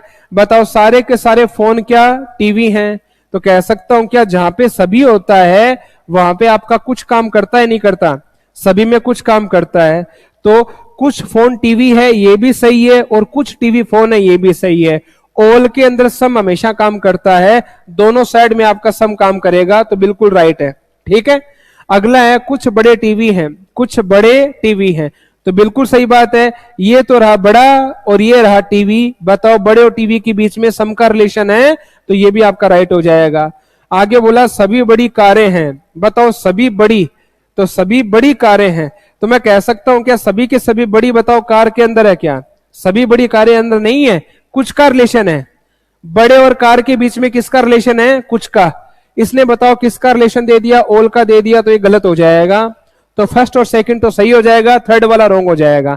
आगे बात समझ में। तो कौन सा वाला ऑप्शन राइट हो जाएगा, इसमें ए वाला हो जाएगा। अगर मैं आपकी जगह होता, अगर मैं आपकी जगह होता है तो इसको कैसे करता, मैं देखता कि सभी के स्टेटमेंट के अंदर कुछ अपने आप सही हो जाता है। ऑल में हमेशा सम होता है जहां ऑल होगा वहां पे आपका सम होगा। देखो कुछ टीवी फोन है, तो बताओ सभी फोन टीवी है, फोन टीवी मैच हो गया।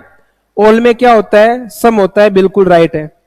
अगला क्या बोला, कुछ बड़े टीवी हैं, कुछ बड़े, तो देखो कुछ टीवी बड़े हैं और कुछ बड़े टीवी हैं, बात तो एक ही है, 50-50 हो रहा है, तो एक तरीके से ये भी आपका सही है।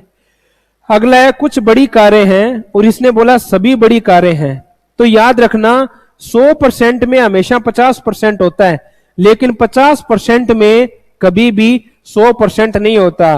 तो ऑल के अंदर सम होता है, पर कभी भी सम के अंदर ऑल नहीं होता, तो ये वाला गलत हो जाएगा। आगे बात समझ में। अगला क्वेश्चन आ गया अभी आपका ब्लड रिलेशन का। देखो ए प्लस बी का मतलब है ए बी की मां है, ए माइनस बी का मतलब है ए बी का भाई है, ए इंटू बी का मतलब है ए बी की पत्नी है, और ए डिवाइड बी का मतलब है ए बी का पिता है। चलो अब इसको बनाते हैं फटाफट। सबसे पहले 4 इंटू का मतलब क्या है, इंटू का मतलब है ए बी की पत्नी है, तो 4 किसकी वाइफ है, 4 वाइफ हो जाएगी 3 की, तो वाइफ हो जाएगी, तो माइनस किसकी वाइफ, 3 की। आगे बात समझ में। 4 है वो 3 की वाइफ है। आगे बताओ 3 माइनस 2, माइनस का मतलब क्या है, माइनस का मतलब भाई है, तो बताओ 3 किसका भाई हो जाएगा, 2 का भाई हो जाएगा, भाई हो जाएगा, तो ये लीजिए एरो, 3 है वो 2 का भाई हो गया। डन है। आगे बताओ 2 माइनस 1, माइनस का मतलब क्या है, माइनस का मतलब भाई है, तो बताओ 2 किसका भाई हो जाएगा, 2 भाई हो जाएगा 1 का, हो जाएगा 1 का। अब बताओ ए का 1 का भाई कौन है, 2, 1 का भाई कौन है, 3। डन है। और जो भाई की वाइफ होती है वो क्या होती है, पत्नी होती है। तो पूछा क्या है, बताइए 4 का ए से क्या संबंध है, मतलब ये जो 4 है वो ए का क्या लगता है, तो 4 ए का क्या लगेगा, तो बताओ 1 का भाई कौन है, 3 है, और भाई की पत्नी कौन है, 4।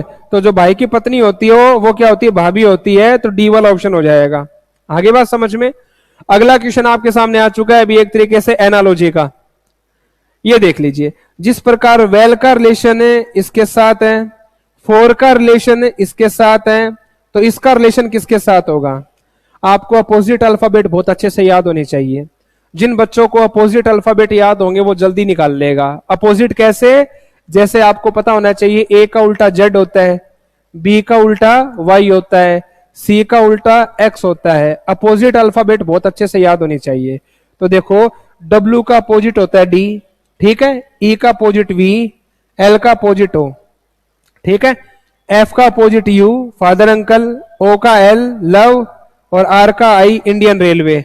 तो बताओ एस का अपोजिट क्या हो जाएगा? एच हो जाएगा। एच बताओ किसमें है? इसमें नहीं है, इसमें नहीं है, कट करो। डी का अपोजिट हो जाएगा डब्ल्यू, तो बी वाला ऑप्शन हो जाएगा, ए वाला कट हो जाएगा, और एक्स का अपोजिट क्या हो जाएगा? सी हो जाएगा। आगे बात समझ में? अगला भी एनालॉजी का क्वेश्चन आ गया, ढंग से इसको पढ़ के करने की कोशिश कीजिएगा। इसने पता है क्या कर दिया? इसने कर दिया कि पहले अल्फाबेट को छोड़कर बाकी जो 3 अल्फाबेट हैं उनको पलटा है, पलट दिया। देखो एम पी आर की जगह इसने क्या कर दिया? आर पी एम कर दिया। डन है। उसके बाद जो सबसे पहला अल्फाबेट है वो बीच में आ गया बीच में। उसके बाद ओ वी ई को क्या कर दिया? ई वी ओ कर दिया। यहां पे भी देख लीजिए, सबसे पहले क्या आया? टी एस आई, उसके बाद बीच में कौन आ गया? एच आ गया। उसके बाद ओ आर वाई को वाई आर ओ कर दिया। डन है। इसी प्रकार से बताइए सबसे पहले कौन आएगा? सबसे पहले आएगा R U O. R U O इसमें भी नहीं है, इसमें भी नहीं है, इसमें भी नहीं है, कौन सा ऑप्शन हो जाएगा? ए वाला। उसके बाद बीच में जे आ जाएगा, एन ई वाई को वाई ई एन कर दिया जाएगा। आगे बात समझ में? अगला क्वेश्चन आ गया आपके सामने अल्फाबेट सीरीज का। अल्फाबेट सीरीज में अगला क्या होगा? तो याद रखें, जब भी इन क्वेश्चनों को सोल्व करें तो फर्स्ट वाले अल्फाबेट का फर्स्ट वाले के साथ, फर्स्ट वाले के साथ, फर्स्ट वाले के साथ रिलेशन देखो। तो बताओ एफ कितने पे आता है? 6 पे, आई आता है 9 पे, एल आता है 12 पे, ओ आता है 15 पे। तो देख लीजिए +3 +3 +3, अगला +3 हो जाएगा। 15 में 3 जोड़ोगे 18, 18 पे तुम्हारा क्या आएगा? आर आएगा। तो सबसे पहले आ जाएगा आर। आर बताओ किसके अंदर है? इसमें नहीं है। अगला बताओ एच आता है 8 पे, जे आता है 10 पे, एल 12 पे, एन 14 पे। देखो +2 +2 +2 +2, 14 में 2 जोड़ोगे 16, 16 पे पी आ जाएगा। तो आर और पी बताओ किसमें है? इसमें नहीं है, इसको कट करें। अगला बताइए फटाफट। वी आता है 22 पे, एस आता है 19 पे, पी आता है 16 पे, एम आता है 13 पे। देखो -3 -3 -3 -3, 13 में 3 जाएगा 10, 10 पे तुम्हारा क्या आ जाएगा? जे आ जाएगा। बताइए जे कहीं दे रखा है क्या? ये लीजिए डी वाला ऑप्शन हो जाएगा, बी वाला कट हो जाएगा। अगला और बता दो भाई, 17 15 13 11, -2 -2 -2, 11 में 2 जाएगा 9, 9 पे तुम्हारा क्या आ जाएगा? आई आ जाएगा। अगला फिलिंग द ब्लैंक, ये भी अच्छा क्वेश्चन है, एसएससी वाला हर हाल में पूछने वाला है। और इसका जो मेरा लॉजिक है बहुत ही शानदार लॉजिक है, मजा आ जाएगा आपको। वो लॉजिक क्या? पहचानो। जब भी आपके एग्जाम में फिलिंग द ब्लैंक का क्वेश्चन आए तो सबसे पहला काम क्या करना है? इनको काउंट करो। काउंट करोगे 1 2 3 4 5 6 7 8 9 10 11 12 13 14 15 16। सबसे पहला काम है काउंट करना। काउंट करने के बाद पेड़ बनाओ, टुकड़े।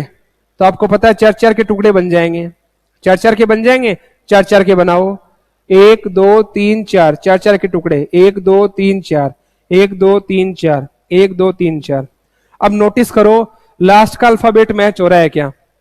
तो देखो यहाँ पे W है, यहाँ पे W है, यहाँ पे W है, तो यहाँ पे भी W आएगा। लास्ट में W सब में है क्या? इसमें नहीं, इसको कट करो। अब पहला अल्फाबेट देखो, पहला अल्फाबेट Y, पहला अल्फाबेट Y, पहला अल्फाबेट Y, तो यहाँ पे Y आ जाएगा। सबसे पहले Y दे रखा है सबके अंदर, बहुत बढ़िया। उसके बाद बताओ Y V D W, Y V, अगला V आना चाहिए, Y के बाद V, तो ये भी कट हो जाएगा, इनमें से होगा Y V D W, Y V, अगला D आना चाहिए, D आएगा तो बताओ यहाँ पे V है, ये कट हो जाएगा, कौन सा ऑप्शन हो जाएगा? B वाला हो जाएगा।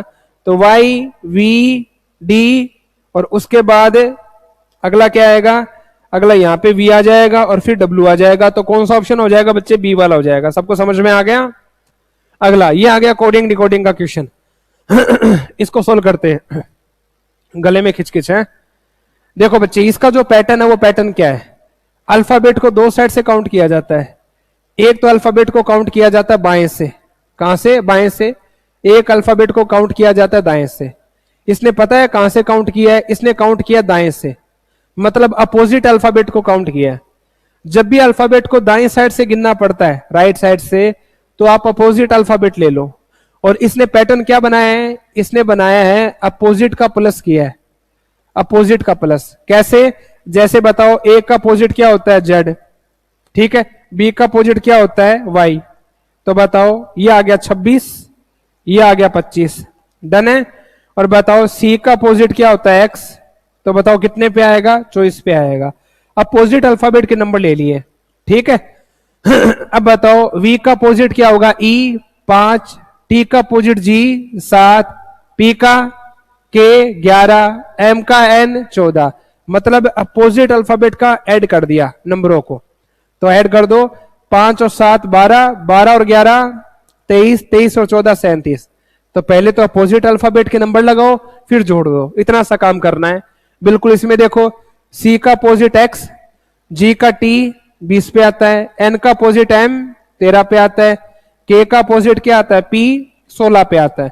अपोजिट करके टोटल कर दिया जाए तो 24 और 20 कितने होते हैं 44, 44 और 13 कितने हो जाएंगे बच्चे, 44 और 13 हो जाएंगे आपके 57, और 16 जोड़ोगे तो आपके 73 बनेंगे, ठीक है।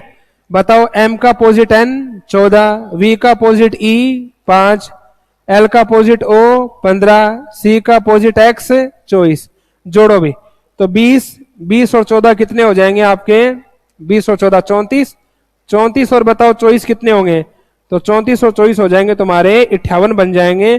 कौन सा ऑप्शन हो जाएगा, ए वाला हो जाएगा। आगे बात समझ में। अगला ये लीजिए, आपके सामने एक तरीके से एनालॉजी का क्वेश्चन आ गया। इसने क्या बोला, इसने बोला जैसे 80 और 99 का लॉजिक है, क्या लॉजिक है, 80 और 99 का लॉजिक देखना है, उसी प्रकार 0 और 3 का लॉजिक देखना है, क्या है, तो उसी प्रकार आपको बताना है कि 35 का लॉजिक किसके साथ बैठेगा, ये बताना है। तो देखो बच्चे इसने क्या कर दिया, ढंग से समझना, दोनों का स्क्वायर ले लिया। स्क्वायर कैसे कि देखो आप नोटिस करो, अगर इसमें एक जोड़ोगे तो क्या बनेगा, 81 बनेगा। 81 किसका स्क्वायर है, 9 का है। आगे बात समझ में। इसमें एक जोड़ोगे तो क्या बनेगा, 100 बनेगा। 100 बताओ किसका रूट है, 10 का है। तो देखो 9 10 बना, नहीं बना। आगे इसमें एक जोड़ो, 0 में एक जोड़ोगे 1, 1 बताओ किसका रूट है, 1 का।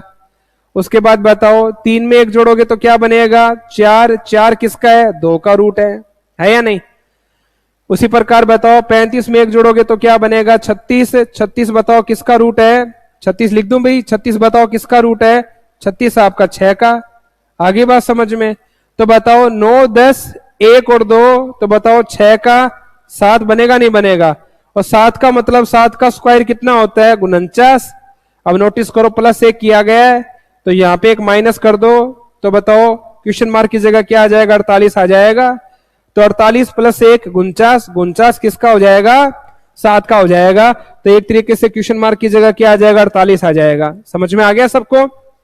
अगले क्वेश्चन की ओर चलते हैं।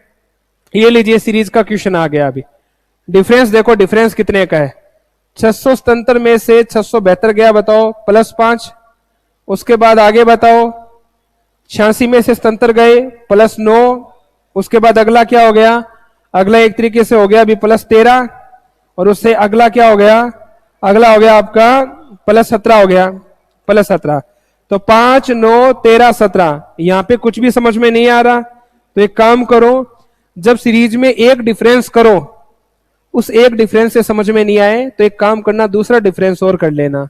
9 में से 5 गया 4, 13 में से 9 गए 4, 17 में से 13 गए 4। देखो 4 4 का डिफरेंस है या नहीं। तो आगे भी 4 का डिफरेंस आ जाएगा। 17 में 4 जोड़ोगे 21, आप बिल्कुल 21 को 16 में जोड़ दो, तो 21 को 16 में जोड़ोगे तो 737 आ जाएगा। बताओ मेरी बात समझ में आ गई क्या, कौन सा वाला ऑप्शन हो जाएगा इसमें, डी वाला। अगले क्वेश्चन की ओर चलते हैं। अगला दोबारा सिलोजिज्म का क्वेश्चन आ गया, सिलोस का। देखते हैं अगला क्वेश्चन क्या है। तो देखो कुछ कप गिलास है, कुछ कप गिलास है। ये लीजिए कप, कुछ कप क्या है, गिलास है। आराम से इसको बनाएंगे, कुछ कप हो गए गिलास, ठीक है। आगे इसने क्या बोला, आगे बताओ। आगे बोला कोई गिलास पत्थर नहीं है, कोई भी गिलास क्या नहीं है, पत्थर नहीं है। तो ये लीजिए काटा मार दीजिए, कोई गिलास पत्थर नहीं है, कोई गिलास पत्थर नहीं है, डन है। आगे इसने क्या बोला, सभी पत्थर धातुएं हैं, सारे के सारे पत्थर हैं, सभी पत्थर क्या धातुएं हैं, ये लीजिए। तो सभी पत्थर धातुएं हैं, तो ये आ जाएगा धातु, ये आ जाएगा आपका धातु, धातु आ जाएगा। सबसे पहले इसने क्या बोला, इसने बोला सभी कप है वो कभी भी पत्थर नहीं हो सकते, सारे के सारे कप पत्थर नहीं हो सकते। तो बिल्कुल सही बात है, बिल्कुल राइट बात है, सारे के सारे कप। आप नोटिस करो, बताओ गिलास का बताओ पत्थर के साथ नेगेटिव रिलेशन है, कोई भी गिलास पत्थर नहीं है। और जब कोई भी गिलास पत्थर नहीं होगा तो मतलब ये एरिया भी किसका है, गिलास का है, तो ये भी पत्थर नहीं होगा। और अगर ये एरिया अगर पत्थर नहीं होगा तो कह सकता हूं क्या सारे के सारे कप है वो कभी भी पत्थर नहीं हो सकते। आप सभी कप को पत्थर के अंदर नहीं रख सकते। क्यों नहीं रख सकते, अगर कप को पत्थर के अंदर रखोगे ना तो गिलास का ये एरिया भी अंदर आ जाएगा। और इसने साफ साफ मना किया है कि कोई भी गिलास किसी भी हाल में क्या नहीं होना चाहिए, पत्थर नहीं होना चाहिए। तो बिल्कुल सही बात है, जब गिलास पत्थर के अंदर नहीं आएगा तो इतना एरिया जो कप का है गिलास के साथ, इतना एरिया जो कप का है गिलास के साथ वो भी पत्थर के अंदर नहीं जाएगा। तो सारे कप पत्थर के अंदर नहीं होंगे, बिल्कुल राइट बात है। आगे बोला कोई कप धातु नहीं है, कोई कप धातु नहीं है। तो देखो ये कहना गलत होगा, कप और धातु के बीच में संभावना बन सकती है, पॉसिबिलिटी। क्यों, क्योंकि मैं कप को धातु के साथ यहां पे कनेक्शन बना सकता हूं, तो ये डेफिनेट गलत हो जाएगा। ठीक है भाई, कप को यहां जोड़ सकता हूं, नहीं जोड़ सकता, यहां पे कप आ जाएगा, यहां पे गिलास आ जाएगा, आराम से संभावना बन सकती है। आगे बोला सभी धातु कभी भी गिलास नहीं हो सकते, सारे के सारे धातु है वो कभी गिलास नहीं हो सकते। तो बिल्कुल सही बात है। क्यों, क्योंकि देखो धातु के अंदर कौन है, पत्थर है। और कल को तुम धातु को अगर गिलास के अंदर रखोगे तो ऑटोमेटिक पत्थर भी अंदर चले जाएंगे, और पत्थर अंदर चले जाएंगे तो इसने साफ साफ बोला है कोई पत्थर गिलास नहीं है, कोई गिलास पत्थर नहीं है। तो किसी भी हाल में सभी धातु को तुम गिलास के अंदर नहीं रख सकते। क्यों, गिलास अंदर जाएगा तो पत्थर भी अंदर जाएगा। तो बिल्कुल सही बात है, सभी धातु कभी भी गिलास नहीं हो सकते। तो पहला भी राइट हो जाएगा, तीसरा भी राइट हो जाएगा। कौन सा ऑप्शन हो जाएगा इसमें, ए वाला हो जाएगा। आगे बात समझ में। अगला ये पेपर कटिंग और फोल्डिंग का क्वेश्चन है। आपके सामने ये पेपर है, दिखाई दे रहा है पेपर। इस पेपर को पहले फोल्ड करोगे तो ये लीजिए फोल्ड कर दिया। फोल्ड करने के बाद इसको काटो, तो काटने के बाद आप नोटिस करोगे ये देखो ये कटिंग की गई है, और अगर ये कटिंग की गई है तो देखो ये भी कटिंग की गई है। और जब तुम कागज को दोबारा खोलोगे तो मैं कह सकता हूं क्या कागज ऐसे बन जाएगा, कटिंग दोबारा खुलेगी तो ऐसे कतली बन जाएगी। कतली बनेगी तो ये भी गलत है और आपकी ये भी गलत है, इनमें से कोई एक होगा। अब आप नोटिस करो यहां से भी काटा गया है, जब आप इसको पलटोगे तो बिल्कुल इस हिसाब से बनेगा और बिल्कुल इस हिसाब से बनेगा, इस प्रकार से। तो इस प्रकार से देखो यहां पे दिया गया है जबकि देखो इसमें नहीं है, तो ये गलत हो जाएगा और डी वाला राइट हो जाएगा। आगे बात समझ में। अगला क्वेश्चन आ गया अभी कोडिंग डिकोडिंग का, ठीक है। और जब भी एग्जाम में कोडिंग डिकोडिंग का क्वेश्चन आए तो हमेशा ध्यान रखना पूरा पढ़ के टाइम खराब मत करना, पूरा पढ़ के टाइम खराब है मत करना। तुमसे पूछा क्या गया, डोर, बताओ डोर को कैसे लिखा जाएगा। तो चलो भी, डोर किस किस में है, डोर इसमें भी है, फर्स्ट वाले में डोर है या नहीं, बिल्कुल है। बताओ सेकंड वाले के अंदर भी डोर है। जब डोर दोनों में कॉमन है तो कोई ना कोई कोड है वो भी कॉमन मिलेगा। देखो कौन सा कोड कॉमन है, तो देखो इसके अंदर को है, बिल्कुल है, इसके अंदर भी देखो को है। जब डोर दोनों में है, को दोनों में है, तो कंफर्म हो गया कि डोर का कोड क्या हो जाएगा, को हो जाएगा। कॉमन निकालना सीखो, ठीक है। इसके अलावा देखोगे तो ओपन द इसमें शामिल नहीं है। अगर डोर शामिल है तो देखो कोड भी शामिल है, तो कोड को हो जाएगा। डन है बच्चों। अगला ये आ गया आपके सामने मिरर इमेज का क्वेश्चन। और जब भी मिरर इमेज का क्वेश्चन आता है तो आपको क्या करना पड़ता है, लेफ्ट का राइट और राइट का लेफ्ट करना पड़ता है। आगे बात समझ में। तो लेफ्ट का राइट करोगे ना तो याद रखना जो मिरर के बिल्कुल पास में है सबसे पहले उसी को लिखा जाएगा। तो सबसे पहले लिखा जाएगा इसको, उल्टा कर दो, बायां का दायां, दायां का बायां कर दो, पलट दो बस। पलटोगे तो मैं कह सकता हूं क्या, इसको कैसे लिखा जाएगा, इसको ऐसे लिखा जाएगा। ये किसके अंदर है, इसमें नहीं है, काटो, बाकी सब में है। उसके बाद ए को बताओ, ए को कैसे लिखा जाएगा, ए को लिखा जाएगा इस प्रकार से, ये लीजिए, इस प्रकार से लिखा जाएगा। तो बताओ ये किसके अंदर है? तो बिल्कुल इसमें दिखाई दे रहा है, इसमें दिखाई दे रहा है, इसमें दिखाई नहीं दे रहा, तो ये भी गलत है। अगला फिर ये भी नोटिस करो, टी है, टी लास्ट में जाएगा तो टी का तो टी होगा। इसने देखो टी को उल्टा कर दिया, और टी को उल्टा कर दिया तो कह सकता हूं क्या पहला ऑप्शन सही हो जाएगा, ये गलत हो जाएगा। डन है। उसके बाद इसको क्या लिखा जाएगा? इस प्रकार से, और ये आपका आ जाएगा इस प्रकार से, और ये आ जाएगा आपका इस प्रकार से लिखा जाएगा। डन है। चलो अभी आगे बात करते हैं। ये लीजिए मिरर इमेज का एक और क्वेश्चन, जो मिरर के बिल्कुल पास में है सबसे पहले उसको लिखा जाएगा। तो सबसे पहले तो इसको लिखा जाएगा 5 को, 5 ऐसे होगा। बताओ इसने उल्टा कर दिया तो ये गलत है। डन है।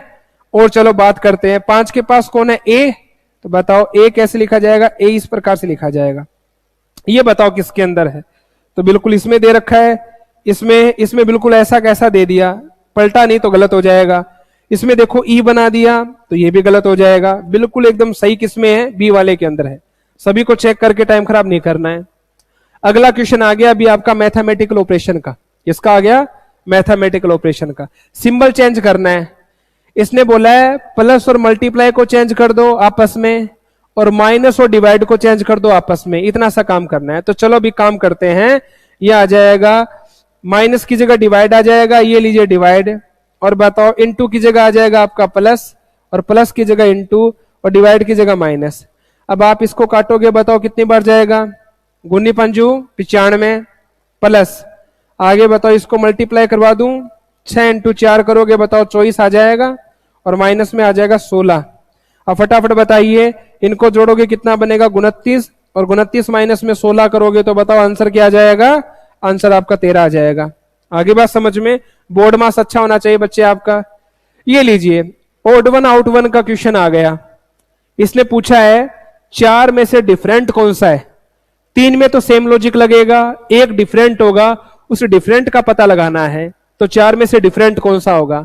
तो जब भी पेपर में ऐसा क्वेश्चन आए आपको एक छोटा सा काम करना है, केवल लास्ट के 2 अल्फाबेट के नंबर लगा दो, लास्ट के 2 अल्फाबेट के। तो बताओ एच आता है 8 पे, एल आता है 12 पे, बताओ कितने का डिफरेंस है? 4 का डिफरेंस है। डब्ल्यू कितने पे आता है? डब्ल्यू आता है 23 पे, और ए आता है 27 पे। ए 1 पे भी आता है, 27 पे भी आता है, 26 के बाद 27। तो बताओ 23 और 27 कितने का डिफरेंस है? 4 का। एम कितने पे आता है? एम 13 पे आता है। क्यू आता है कितने पे? 17 पे। तो बताओ 13 और 17 के बीच में कितने का डिफरेंस है? 4 का डिफरेंस है। अगला जे आता है 10 पे, ओ आता है 15 पे, बताओ कितने का डिफरेंस है? यहां पे 5 का डिफरेंस है, तो कौन सा अलग हो जाएगा? डी वाला हो जाएगा। आगे बात समझ में? अगला एक और मैथमेटिकल ऑपरेशन का क्वेश्चन आ गया। चलो भाई, प्लस और माइनस को आपस में बदलना है, प्लस और माइनस को बदलो, और इंटू और डिवाइड को आपस में बदलना है। चलो अभी प्लस की जगह माइनस, माइनस की जगह प्लस, तो ये आ जाएगा प्लस और ये आ जाएगा माइनस। इंटू की जगह आ जाएगा डिवाइड, और डिवाइड की जगह आ जाएगा इंटू। चलो अभी काटिए फटाफट। तो चलो एक बार लिख लेता हूं मैं, ये 2736 डिवाइड में 8, प्लस में आ जाएगा आपका 55, माइनस में 105, और इंटू में आ जाएगा 2। इसको काटोगे, बताओ कितनी बार जाएगा? 8 या 24, बच गए कितने आपके? बच गए 24, 4, 8 या 24, 3 बच के 33, 8 चौक 32, और 8 दूनी 16। ठीक है। उसके बाद इसको मल्टीप्लाई करो। ये क्वेश्चन सारे के सारे किससे होते हैं? बोर्ड मास से होते हैं। किससे होते हैं? बोर्ड मास से। तो सबसे पहले आपको डिवाइड सोल्व करना है, फिर मल्टीप्लाई सोल्व करना है। डिवाइड को सोल्व कर लिया, मल्टीप्लाई को सोल्व करोगे, मल्टीप्लाई करोगे टोटल कितना आ जाएगा? 210 आ जाएगा। तो लिख सकता हूं क्या? 342 प्लस में 55 माइनस के 210। डन है। अब चलो 20 को ऐड करो फटाफट। तो ये कितना हो जाएगा अभी आपका? ये हो जाएगा 7, 9 और कितना आ जाएगा? 397 आ जाएगा। 397 में अगर आप 210 माइनस करोगे तो 7, 8 और ये आ जाएगा आपका 187। बताओ किसी ऑप्शन में है, कौन सा ऑप्शन हो जाएगा? ए वाला हो जाएगा। डन है। चलो अभी अगले क्वेश्चन की ओर चलते हैं। तो अगला क्वेश्चन देखोगे आप, 624 का रिलेशन 160 के साथ है। 624 का रिलेशन 160 के साथ क्या रिलेशन बनेगा? दिमाग लगाना पड़ेगा। तो यह आ जाएगा, उल्टा लिख रहा हूं मैं एक बार, 160 का रिलेशन हो गया 624 के साथ, उल्टा कर दिया मैंने। ठीक है। उसी प्रकार 116 का रिलेशन किसके साथ है? 448 के साथ। 116 का रिलेशन 448 के साथ क्या रिलेशन है देखना है। उसी प्रकार से मुझे नहीं पता कि यहाँ पे क्या आएगा, उसका रिलेशन होना चाहिए 528 के साथ। तो बच्चे पता है फॉर्मेट क्या बना है, फॉर्मेट बन गया, ढंग से समझना। इसने पता है इसको ए मान लो और इसको बी मान लो। इसने फॉर्मेट बनाया है ए माइनस में 4 इंटू में 4 बराबर में तुम्हारा बी आ जाएगा, बस ये फॉर्मेट है। ए माइनस में 4, मैंने छोटी संख्या को ए माना है, बड़ी संख्या को बी मान लो, तो कितना आ जाएगा 160 माइनस में 4 इंटू में 4, बस इतना सा काम करना है। तो ये आ गया तुम्हारा 156, 156 इंटू में 4 करोगे तो बताओ कितना आएगा, 6 चौक 24, बच गया 2, 20 और 2 22, बच गया कितना 2, 4 और 2 कितने हो जाएंगे 6, बताओ 624 आ गया नहीं आ गया। ऐसे आप इसको कर लीजिए, बिल्कुल करोगे तो क्या आएगा 116 माइनस में 4 और इंटू में 4, बिल्कुल ये आएगा 112 इंटू में 4 कर दीजिए, और 112 इंटू में 4 करोगे तो आ जाएगा 448 आ जाएगा, 12 चौके 48, 4 इंटू 4, बिल्कुल ये आ जाएगा। अब बताओ यहाँ पे कौन सा नंबर ले तो यहाँ पे कौन सा नंबर आ जाएगा आपका, ए नंबर वाला ऑप्शन हो जाएगा। और ए नंबर वाला होगा तो देखो 136 माइनस में 4 और इंटू में 4 कर दो, तो 136 में से 4 चले जाएंगे, बताओ क्या बच गया 132, और 132 इंटू में 4 करोगे कितना आएगा 4 दूनी 8, डन है 12, 12 का 2 बच गया 1, 4 और 1 5, ये आ जाएगा आपका 528 आ जाएगा। तो बिल्कुल देखो 528 है या नहीं, तो कौन सा ऑप्शन हो जाएगा, ए वाला। क्लियर है, अच्छा क्वेश्चन था, थोड़ा सा लॉजिकल क्वेश्चन था। ये लीजिए अल्फाबेट का क्वेश्चन आ गया। यदि किसी मोल्टेन शब्द के सभी अक्षरों को अंग्रेजी वर्णमाला के अनुसार व्यवस्थित कर दिया जाए तो कितने अक्षरों की स्थिति अपरिवर्तित रहेगी। तो देखो आपके सामने MOLTEN, इसको आपको सेट करना है और अल्फाबेट के अकॉर्डिंग सेट करना है। तो अल्फाबेट के अकॉर्डिंग सेट करोगे तो बताओ सबसे छोटा कौन आएगा, तो अल्फाबेट के अकॉर्डिंग सेट करोगे सबसे छोटा ई आएगा, अल्फाबेट के अकॉर्डिंग सेट करना है। ई के बाद अगला कौन आएगा बताओ, ई के बाद अगला एल आएगा, आ जाएगा, एल के बाद अगला एम आ जाएगा, और एम के बाद अगला एन आ जाएगा, और एन के बाद अगला ओ आ जाएगा, और ओ के बाद अगला कौन आ जाएगा, टी आ जाएगा। डन है। तो इसने पूछा है बताइए कितने अक्षरों का स्थान है अपरिवर्तित होगा, बदलेगा नहीं, अपरिवर्तित। तो देखो एम का ही बदल गया, ओ का ही बदल गया, एल का ही बदल गया, टी का ही बदल गया, ई का ही बदल गया, एन का बदल गया। तो कह सकता हूं क्या ऐसा कोई नहीं है जिसका अपरिवर्तित होगा, सबके बदल चुके हैं। बताओ सबके बदल चुके हैं नहीं बदल चुके, तो इसका आंसर आ जाएगा सी वाला, कोई नहीं है अभी ऐसा जो अपनी जगह है। डन है। तो उम्मीद करूंगा कि आपको ये सेशन समझ में आ गया होगा। थोड़ा सा स्पीड में चला हूं, जरूरी था, इससे भी स्पीड में चलेंगे, पर पहले ये बता देना ये सेशन आपको समझ में आ गया क्या। एसएससी का पैटर्न यही रहेगा आपके एग्जाम का, प्री का इसी प्रकार से 2024 का पैटर्न बना था, 2023 का बना था। तो ये पैटर्न आपके आने वाले सीजीएल में काफी ज्यादा इंपॉर्टेंट होगा, लाभदायक होगा, जो 2 महीने बाद आपका पेपर है, अगस्त के अंदर पेपर है। तो उम्मीद करूंगा इस पैटर्न के, इस फॉर्मेट के चक्कर में, इस पेपर के अकॉर्डिंग आपका रीजनिंग का जो पेपर होगा बहुत अच्छा होगा। लगातार क्लास आपकी चलती रहेगी। सेशन को लाइक कर देना आप और साथ में चैनल को सब्सक्राइब कर देना। जी धन्यवाद।